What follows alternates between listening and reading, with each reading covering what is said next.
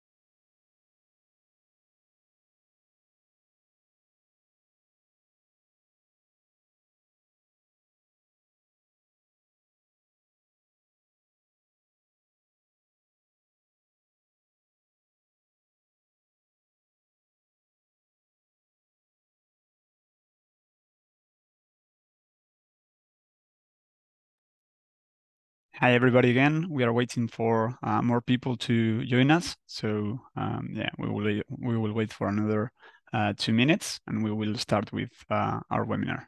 Thanks.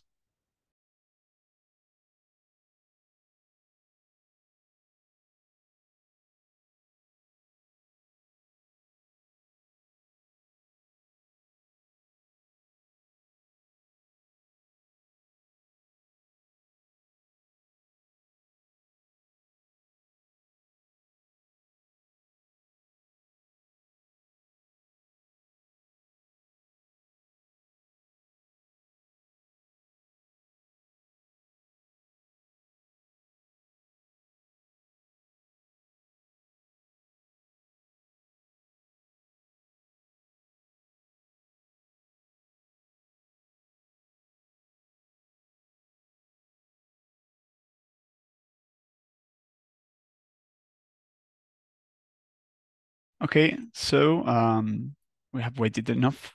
So we are starting the webinar right now.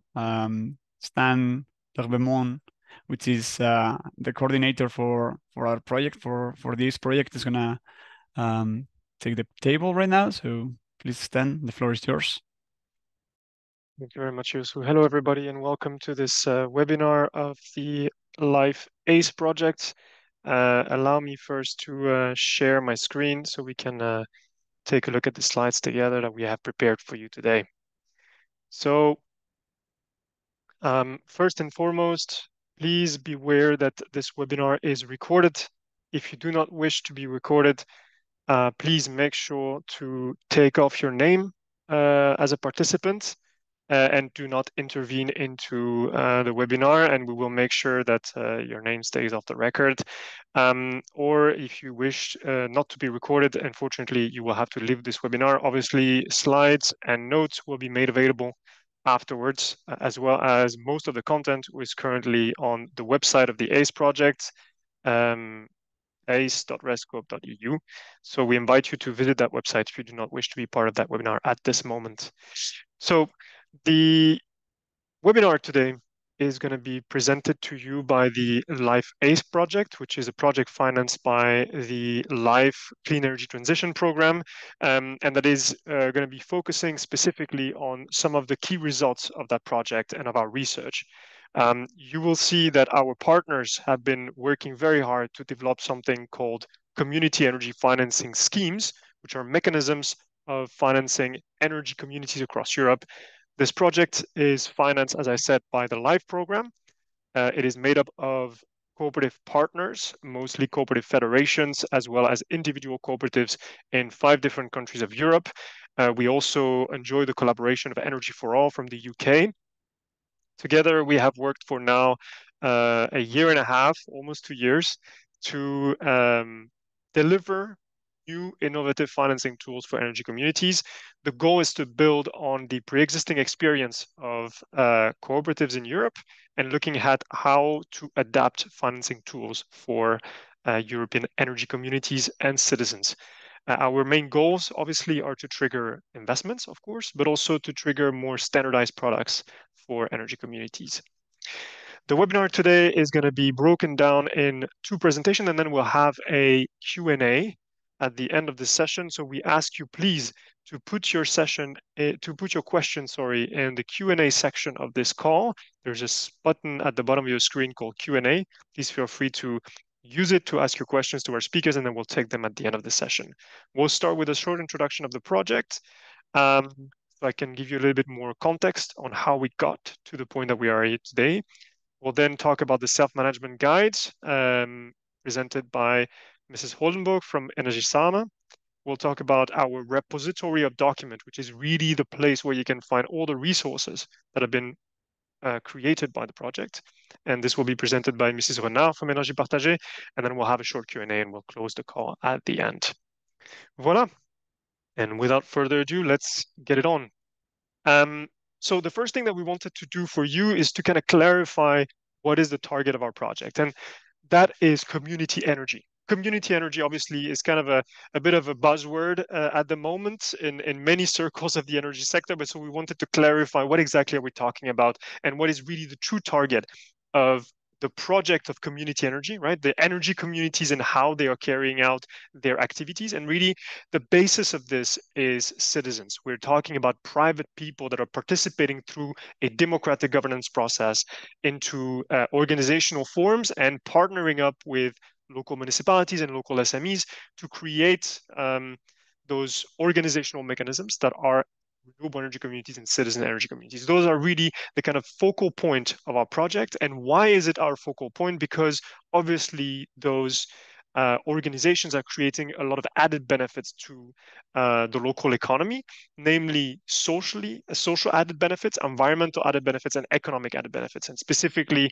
on the social side, energy communities have been linked to an increase in social cohesion, an increase in awareness from the citizen base, an increase in democratic participation. On the economic side, we've seen as well that the community energy project creates added benefits to the local economy, up to 3 times more benefits than projects financed from outside of the region, according to a study carried out by Énergie Partagée in France. So obviously what you can see is energy communities as a central focus to kickstart the transition in Europe, to really scale it up as well.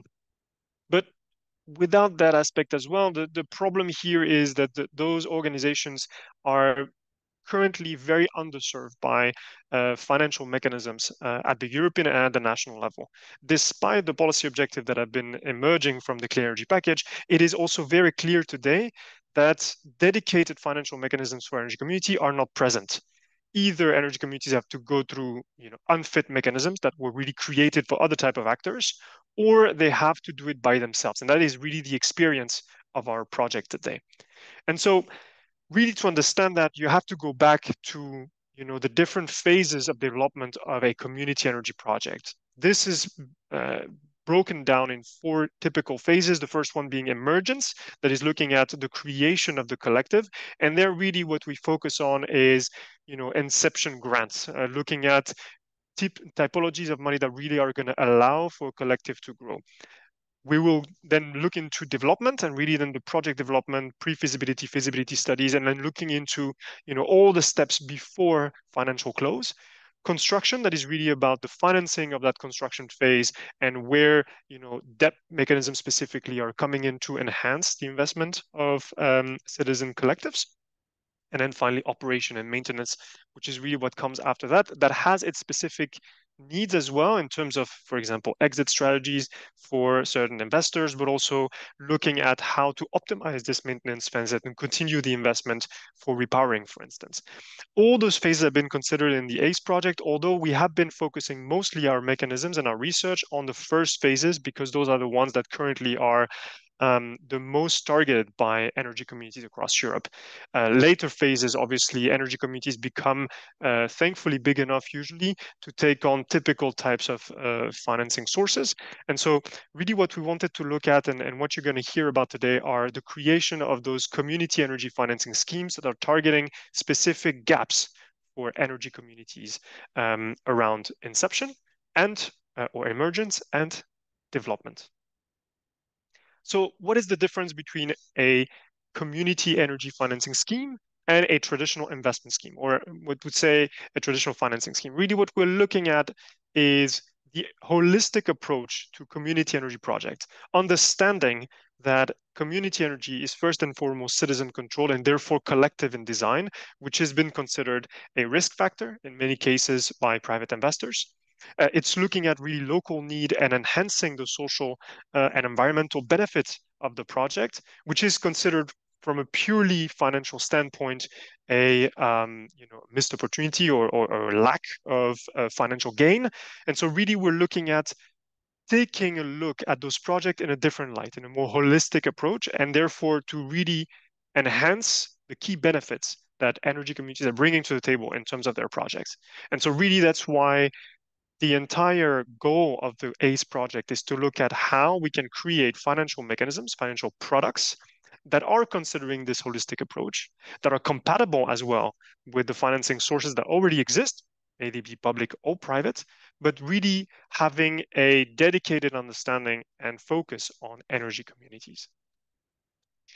For that, the ACE project has created a 5-dimension framework that is really looking at the key components of the creation of community energy financing schemes. Those 5 dimensions are first, the managing institution. And really there, we're looking at the type of organization that is managing this financing scheme. Why is it important? Because the participation of actors on the ground is absolutely key to the creation of a dedicated financing scheme for energy communities. And so who is controlling? What is the final purpose of that scheme is really a key element of the creation of community energy financing. The second part is targeted investment, and specifically, is the financing scheme targeting community-controlled projects, citizen-controlled projects? The third dimension is the source, and specifically the type of financing that is coming in. What type? Is it public? Is it private? Is it, what type of collateral is it looking for as well? And so it was interesting for us to look into and research what type of sources are available today, but also what type of collateral could community energy bring to the table to those investors. The type of products that are offered. Is it debt? Is it equity? Is it loan to grant? Is it revolving? So there are multiple types of solutions that are currently being explored in the European markets.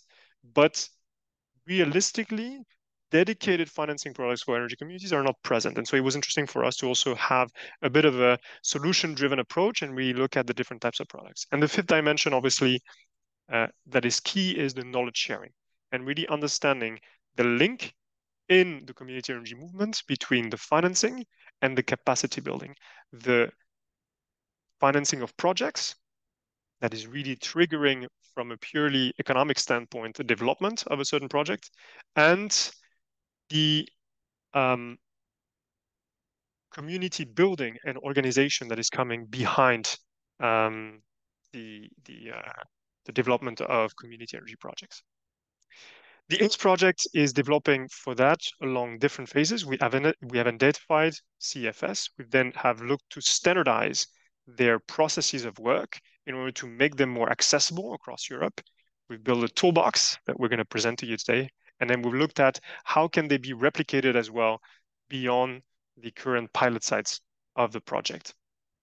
This toolbox you can find on our website currently. We will present to you today 2 guides, the self-management guide and the repository, where you will find more dedicated information that are linked specifically to the development of community energy financing schemes. But there are many, many other resources that we invite you to take a look at on our website. Why is this important? Today, the budget of the EU is in full force and is being rediscussed through the midterms process of both the cohesion funds and the European Regional Development Funds. At the moment, those investments are partly aligned with the Green Deal, but it will not be enough. There is a very big financing gap to triggering the development of a zero carbon economy in Europe. Energy communities can be a component to really help that happen because our leverage factor as community organization and our efficiency on the back end of our project for what it's called co-benefits, but really are the main benefits of those projects, are very strong. And so really I wanted to take a look together at what exactly are those programs doing.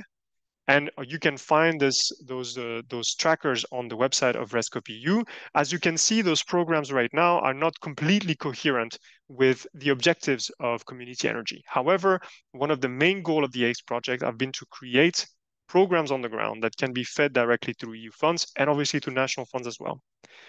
How to do that and how to create those programs is really going to be the main topic of that webinar. And with this, I will let you in the capable hands of our two experts for today, Merel Oldenburg, who is a project manager at Energie Samen and has worked with many of the financing schemes that have been created by the Dutch Federation of Energy Cooperatives, and Suzanne Renard from Énergie Partagée Investissement, who is the head of the investment team and is also responsible for specifically the development of community energy projects in France at the moment across the territory. We'll start with Merel, and with this, I'll stop sharing and give you Merel the word. Perfect, thank you. I'll first share my screen as well.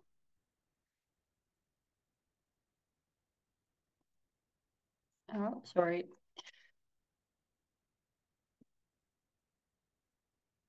Okay, so today I will help you through our self-management guide. This is the first big piece of the toolbox we published. And it's also one of the key pieces because it allows you to understand if you want to set up a steps, how to do it and what steps to take. So what is it? It's a very comprehensive step-by-step guide with a lot of different layers and steps. And it's meant for community energy organizations or other intermediaries that are looking to set up some sort of form of collective financing for energy communities. So if you are in that role, this is a good guide to look at, okay, where am I right now and what can I do to go towards setting up a steps? And I'll explain a little bit about how this guide is being built up and what's in it alongside an example. Because since the start of the ACE project about 1.5 years ago, we have set up one new fund. So we already had a couple of other funds, but we created a development fund for district heating in the Netherlands. That's quite a large fund. It's a 25 million euro fund. And obviously we didn't start with such a big fund. But by guiding you through that example, I'll show you what kind of steps we took to get to where we are now and give you a first idea of what it's like to set up such a financing scheme. First, I want to talk a little bit on how to use this guide because it's quite a big guide with a lot of steps. But you don't necessarily have to start at the start point. You can start in many different parts of the guide, and also not everyone probably will have to take every single step. So it's very much dependent on the context where you're in the country where you're in, the size, for example, of your community energy sector, the type of projects they're doing. I invite you to have a look, but not to try to do the whole guide from start to finish, but see, okay, where am I? Where can I start? What did I already do? And what's the things that are still missing? And I also want to say that you don't have to start with a very big financing scheme. It's better to start small and easy and to learn and to slowly grow towards being able to finance. So you can see a little bit about our development. We started with one very small fund of about 600,000 euros. And actually, we've described this fund in the best practice report of the ACE project. And that was the very first time we, as an umbrella organization of energy communities, were dealing with this kind of money and how to distribute that to members who are developing projects. And I think it's safe to say that we learned a lot. A lot of things went well because we did finance a lot of projects, but a lot of things didn't go great.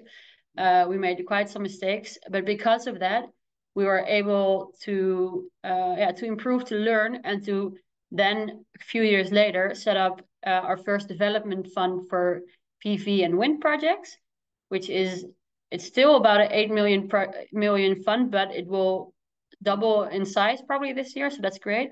But that's the fund that's now our lighthouse example. And we could only do it because we first started and we learned. So I think the biggest tip is, okay, start somewhere, try to invest in projects, and then learn from that and build your own knowledge and experience in how to be an intermediary when it comes to financing. Okay, so the guide itself, it has 3 big parts. And the 3 parts are more or less, where are you coming from? So do you understand how your community energy market looks like, but also your financing market, your energy sector? If you have a good view and grasp of your context and you know you're dealing with, that's quite important in basically in what to choose, what to strategize, what strategy to take when you set up a SEPs. The second part is, where do you want to go to? So what is it that you need? What kind of solution do you need? And what would make sense to actually set up? And then the last part is, okay, how are you actually going to do it? So practicalities. Who's gonna run it? Who's gonna who's gonna manage it, run it, etc. So there are 3 parts: where from, where to, and how to. So let's start. Oh, before we start, actually, I'll guide you through this, but I want to already say that it looks like we took all these steps in their chronological order, but in reality, it's constantly going back and forth. So I'll present them logically, but you'll notice when you start working on this, it's an iterative process, like any design process, I would say. Okay, so where are you coming from? When we were thinking about a fund for district heating, we started thinking about it because we saw a huge increase in projects. So on the left, you see a little small part of a big market research we do every year for energy communities. And you saw that in only 3 years' time, the amount of communities that were working on district heating projects doubled. And we also know that the lead time for these projects is very long. So somewhere between 5 and 10 years, maybe, from the start of a project until you actually are able to realize it. So we saw, okay, if in 2020 we suddenly have about 80 projects, that means that in a couple of years, they need to start getting money to actually develop the project further and to bring it to realization. So that's what we saw. But we also knew that we didn't have a lot of district heating projects in the Netherlands. Nowhere, not community owned, but also not commercial, not publicly owned. So this type of project is quite new, and that means there probably will be quite some challenges, both technical but also financial. So that was part 1. What do we know about what energy communities are doing related to district heating? And then the second step is, okay, but what do we need then in terms of financing? And one very important thing is that we knew that there is quite a big valley of death in this type of project, because the business case is really hard for any project, but also we've seen other projects, mostly commercial, struggle with getting their financing. So let alone energy communities getting financing. And then there was a second point, which is the PAW subsidy program, which is a massive program from the Dutch government that's aimed to getting the first district heating projects realized. And those were more or less all commercial projects. And they had one very big issue, and that is how to engage citizens, how to convince citizens to join a district heating project, because you need to have a lot of citizens in a small area to agree to actually switch to district heating.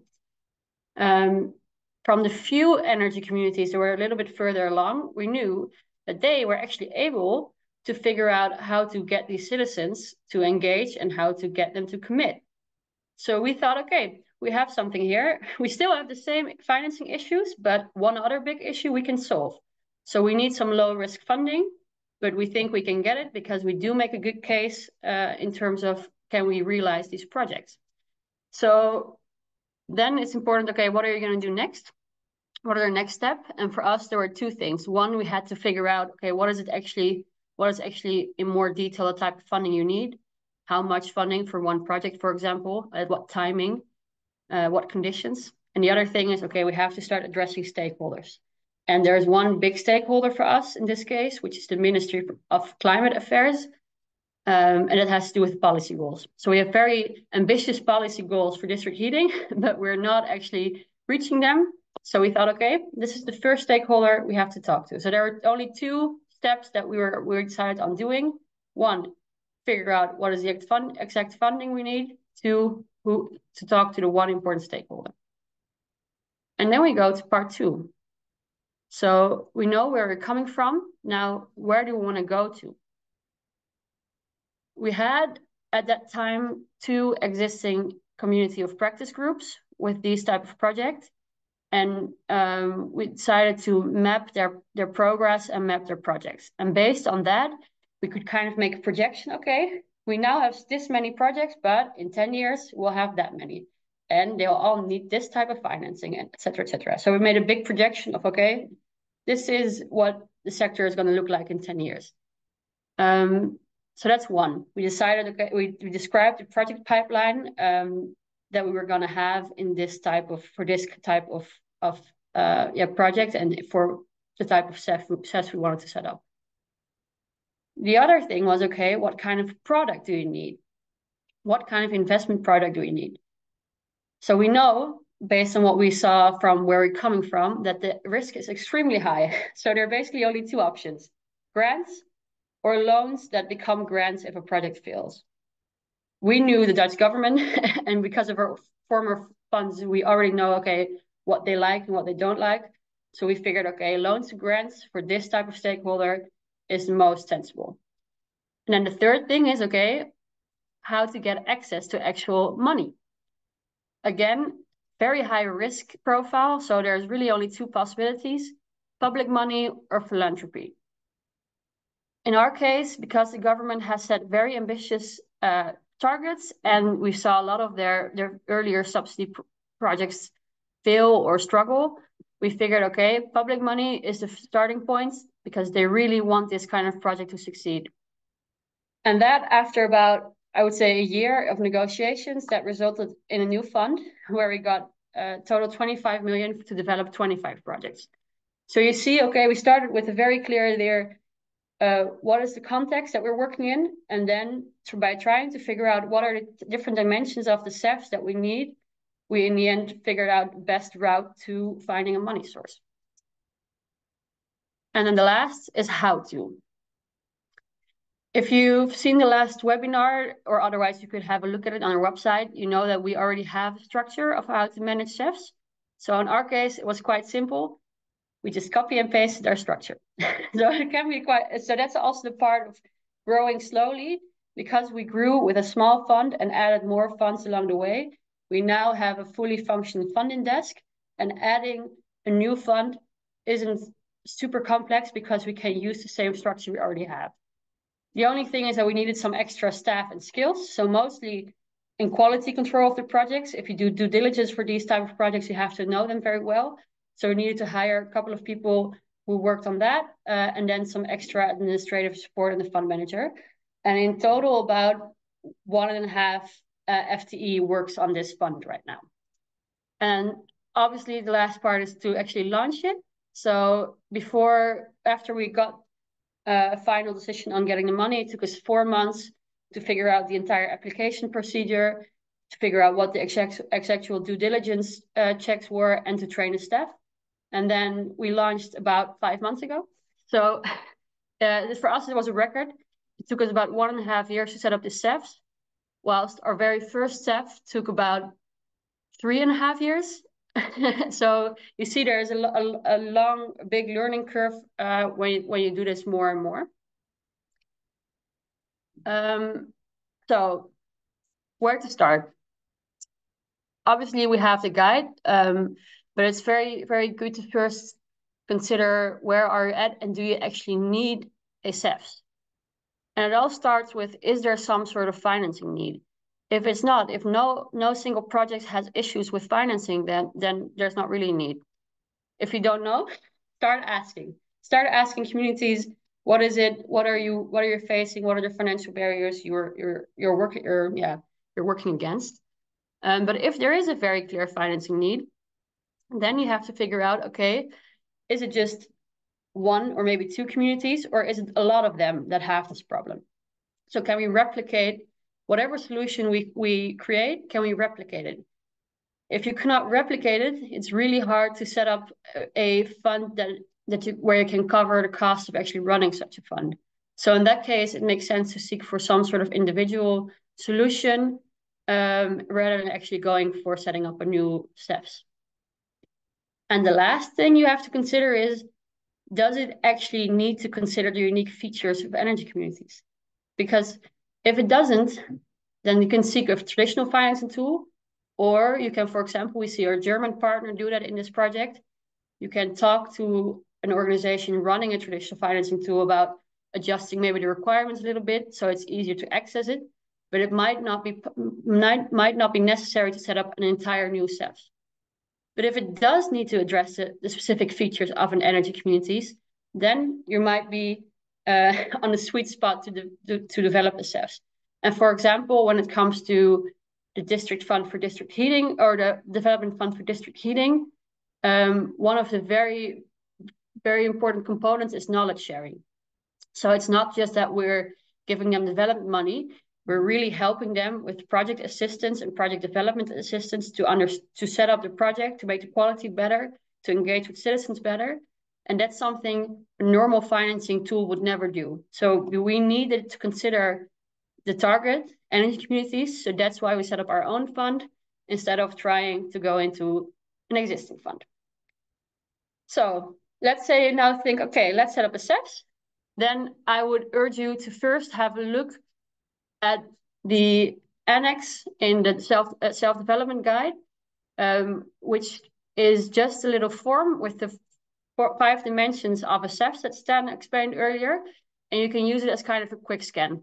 So you can have a quick, maybe it doesn't take a whole lot of time to fill it in and see, okay, what are the things that I know and what are the things that I still have to figure out? And then you can go to the self-management guide and follow the questions related to the specific step that you still have to figure out.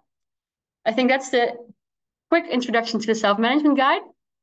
And with that, I would like to pass on to Suzanne, who will talk a little bit more about the repository.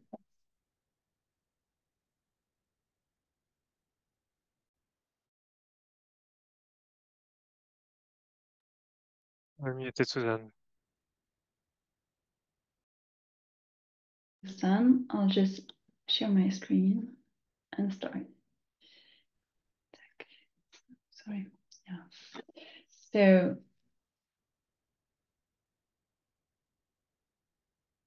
sorry, it's loading. Yeah. So we have another tool that we developed over the 1.5 years of the ACE project, and it's a repository. So the repository is an online with restricted access database with dedicated resources for energy communities that are creating their CEFs. So after you ask yourself all the questions that Meryl introduced to, you can dive into this repository. And let's have a quick look at it. So first, what is it? It's really a strict database with a lot of documents that we are using. Energy Salmon, Energy for All in the UK, Energy Partagée in France are using, that we have been sharing with partners in the Life ACE project. And because it's internal sensitive documents, it is not an open database.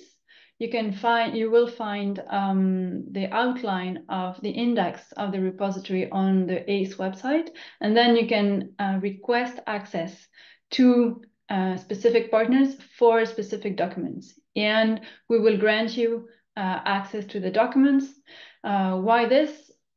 Because it's internal documents, but also because, as Stan and Meryl said, CEFs are not only about financing tools and just rolling out a solution. They're about learning what are the needs, who are your stakeholders, and engaging discussions. And in the same way, we need to engage discussions with you to make sure that the tools that are in the repository are the one that you need and that they really answer your questions and your needs.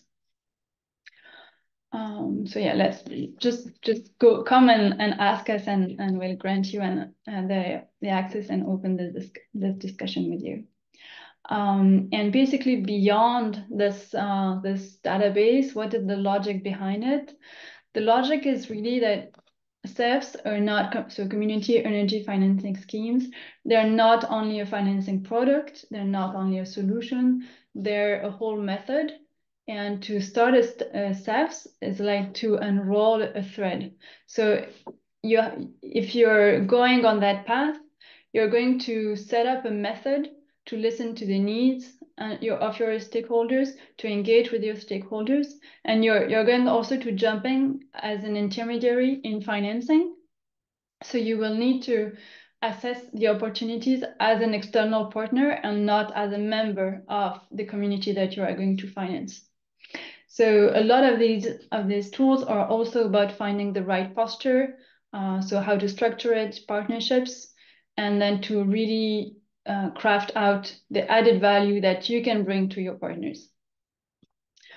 So if we go step by step on this thread, we'll see that for creating the steps, we have a few documents in the repository. For instance, we have a business model canvas that's also used in the financing handbook that you can find on the website.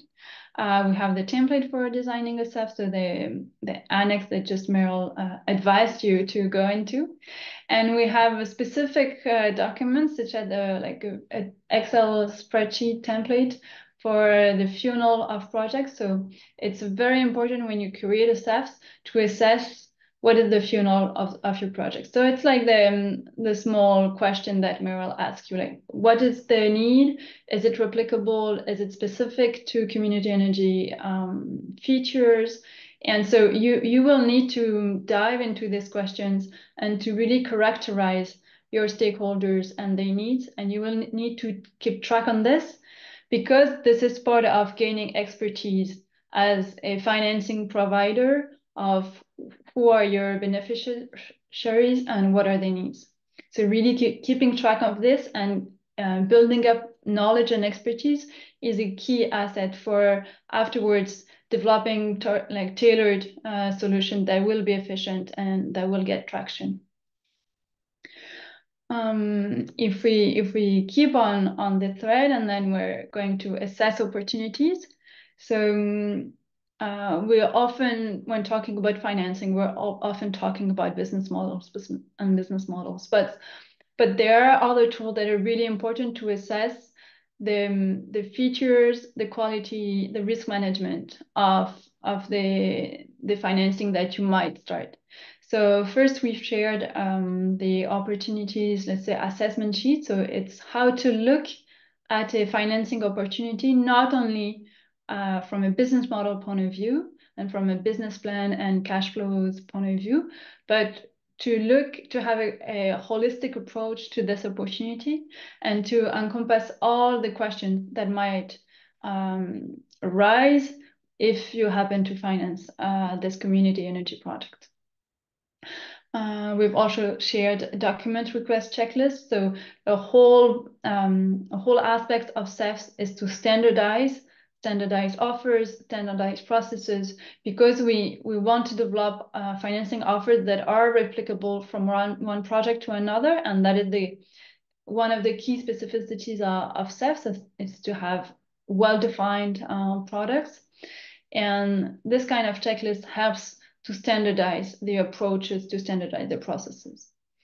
And then we also shared the risk management processes, because when you're creating the CEFs, you take the role of an intermediary between the projects, between the funders, between the financiers, between the institutions, and you're not on the ground, maybe as close as some of you used to work, and there's this distance from the project that sort of rises, and that helps to that requires you to have a statistic critical look at your portfolio and to really carry out portfolio management tasks and skills. So this is the kind of tools that we were sharing in the ACE project, and we're really diving into what does this mean to become this intermediary. Another key dimension of CEFs is that we're not working alone. We're working with our beneficiaries, with their partners, with our funders, with the institutions, with very various stakeholders. And this is a whole skill set that CEFs have been developing in the Netherlands, in France, and that the countries that are replicating CEFs right now are also developing is how to structure these partnerships. So we're sharing our guides for developing projects and co-developing projects with citizens, with public bodies, with blended fund, with private developers, with private institutional financiers. And this is really key for setting up a CEF that they will gain traction on the market. And another example is more targeting the banks and the financing partners is how to structure a financial term sheet, how to process financial analysis, not only on the business model and the cash flows, but really to gain a full understanding of the financial market. So what are the offers? How do the bank work? Understand all that must be negotiated, because the CEFs becomes an intermediary also for the projects in financing. We bring technical assistance to them. We bring this knowledge that we're talking about. It's not only about the financial product, it's also about the knowledge, the expertise, and a whole bunch of this expertise is financial expertise. So this is also something that everyone that is either creating or replicating a CEFs is building capacity for this financial expertise. And last and not least is how do you interface the scheme that you're developing with community financing. So there are very different models. For instance, Energy Salmon, the fund that you operate, they're mostly funded by public money, but you assist your members to collect private money, to collect capital, and so to leverage this public money to mobilize private finance. Some other options, for instance, Énergie Partagée, we're raising private finance from the beginning. We're directly targeting citizens because we're not public funded. So then we assist our members on how to communicate both that they have a local fundraise and that Énergie Partagée, the financing scheme, also has a fundraising scheme, and that there are two different schemes and the two of them are interesting. And so we assist our members in really like carrying out a clear message to partners, to citizens, to the inhabitants. So there any model that you choose, and there will be many other models than Energy Salmon and Énergie Partagée, but whatever the model, there's also the strong question about what does it mean for community financing? How do we interface? And this will also be a key aspect of the CEFs to take care of. Yeah, that was a quick overview of the repository. So we've wanted to give you dates for the upcoming webinars, but maybe we've not set them already, I'm not sure. And for the repository, it will be online, like it's already existing. The outline is not online yet. It will be online very soon. And then just, go on the ACE website and reach out to the ACE partners to access the resources of the repository, or just go on the website and dive into our public resources that are plenty and quite novel. Thank you. Thank you very much, Suzanne. And thank you both for your great presentations. I think everybody now has a view on all the resources that are being built by the ACE project. Really what we're looking for now is maybe to kind of hear from the room as well. What are you guys' questions or interrogations around those tools? If you want to ask any questions, please put them in the Q&A box that is at the bottom of your screen, or write them in the chat, and we'll make sure to ask them to our great speakers. I will take my privilege as a host to then ask maybe the first question and to get us started. Once again, raising your hand is not going to help us. Please write your question in the chat or write it in the Q&A box at the bottom of your screen, and I'll make sure to ask that question to our speakers. Suzanne, Merel, I think it's great because now we have a good overview of everything that is being done on the practical side, right? Those are hard documents. This is like the kind of a processed approach to community energy financing. But there is, and now we are becoming more and more aware of this in the project, there are softer aspects to, right, the creation of those financing schemes. And those softer aspects are twofold. On one hand, the relationship building with your funders. And there, Merel, I'd love to hear how you guys developed a positive relationship with the Dutch state to kind of create that trust that you guys have. And then obviously the creation of the relationship with projects on the ground, and specifically partners such as municipalities, such as, SMEs that are, being part of the round of the table when financing projects. And then Suzanne, I would love to hear from you about that relationship building aspect. So maybe Merel, we can start with you. How did you guys kind of create that trust with the Dutch government? Because I mean, the grants, the amounts are relatively significant. Yes, but obviously it didn't start with significant amounts. It started small. So I think Energy Samen is about 6 years old, but it merged from 2 other umbrella organizations of energy communities. So our predecessors have been around for quite a while. So energy communities have been growing a lot. About 10 years ago, there were around 50 energy communities in the Netherlands. Now there are 700. So we've been growing. So in one way, the government cannot really ignore the size of us anymore. But at the same time, because we have been a consistent partner as an umbrella organization, we are the consistent partner for the national government. And instead of all our members going directly to them, they have gotten used to speaking to us. And we started with small projects, not even CEFs, but just small grants for developing particular stuff. And it was just a process where step by step, project by project, they realized, oh, you're a reliable partner. And what really helped us is that the very first fund we did, Stichting Doen, which is a 600,000 euro fund, wasn't funded by the government. It was funded by the Dutch National Lottery. So I wouldn't say it was complete philanthropy, but more or less a philanthropic funder with less strict requirements than a government usually gives to the fund. And that's really the place where we learned.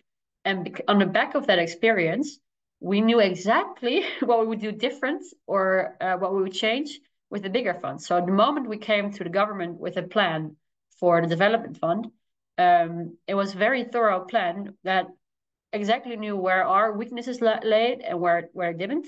And if you have a look at the other documents, but also the previous webinar, you'll see that in our structure, we always work together with a fund controller. So that's an entity that exists in the Netherlands, and they have all the financial licenses and whatnot. So we work together because we know we're really good at a particular part, namely the community energy aspect. But we also know that there are other partners that are better at some of the financial aspects. So we always partner up. And that's something we also learned from our first fund, that to do something like that.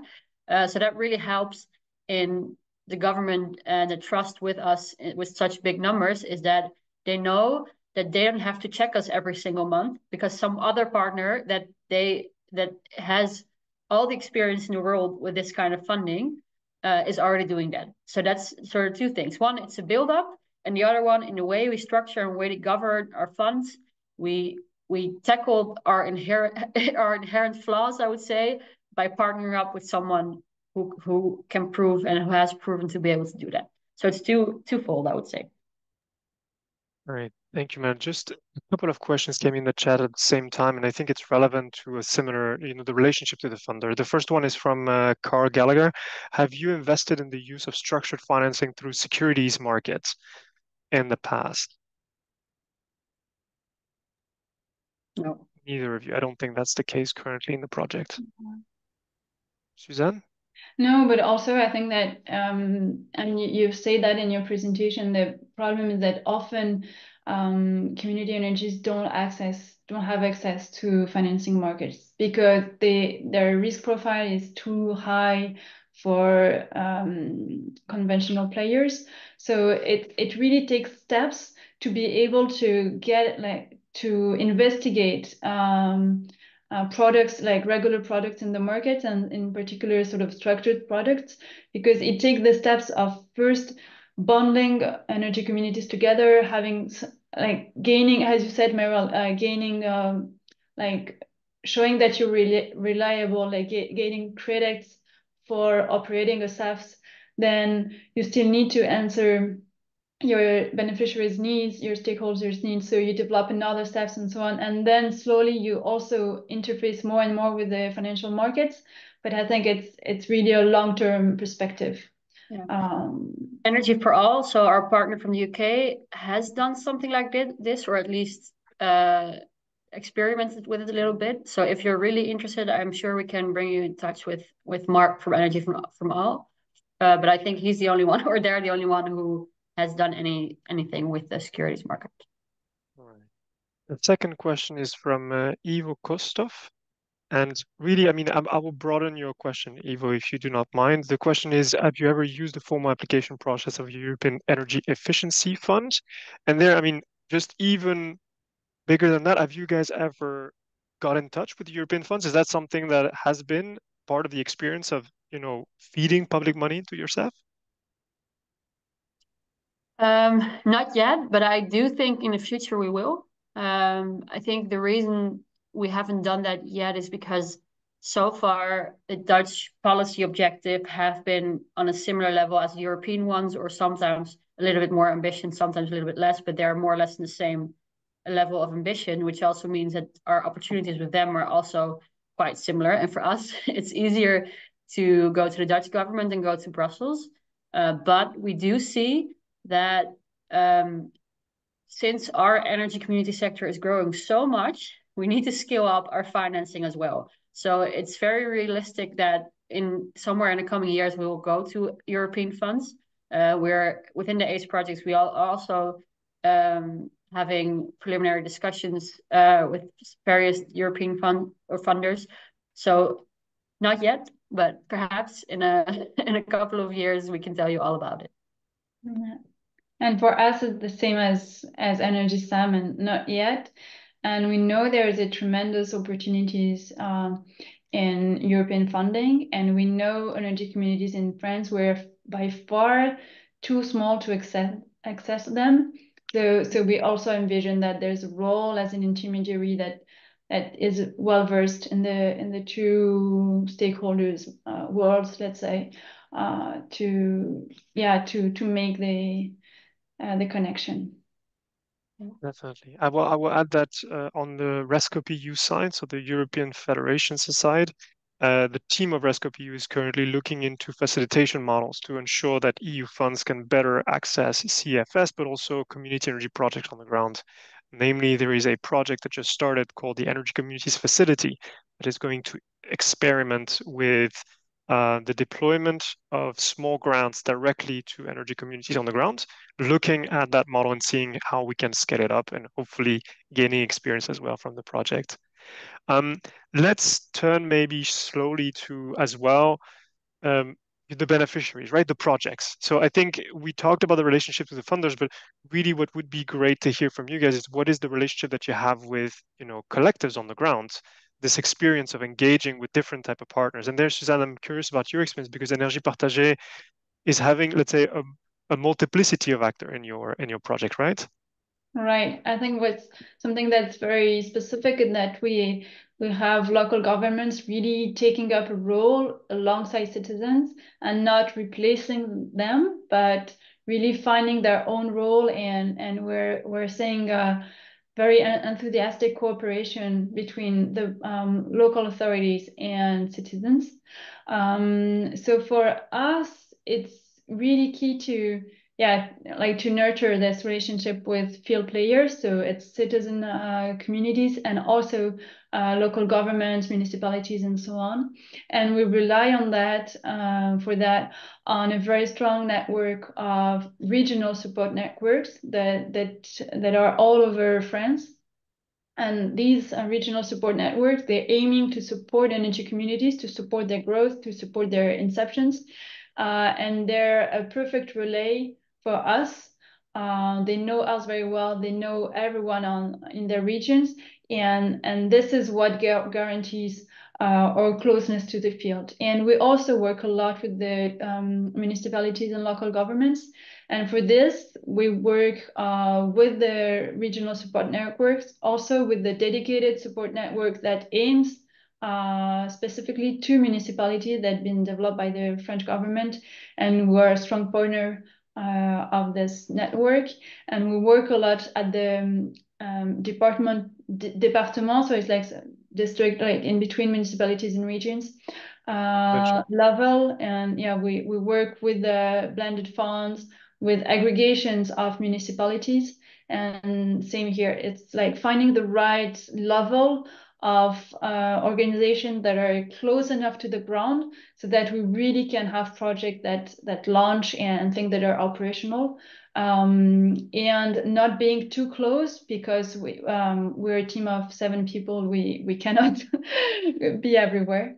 But yeah, so for me, it's really finding the right roles for everyone, finding the right level, the right granularity, and finding the value of everyone in the projects, and nurturing collaborations. And that's key for accelerating growth.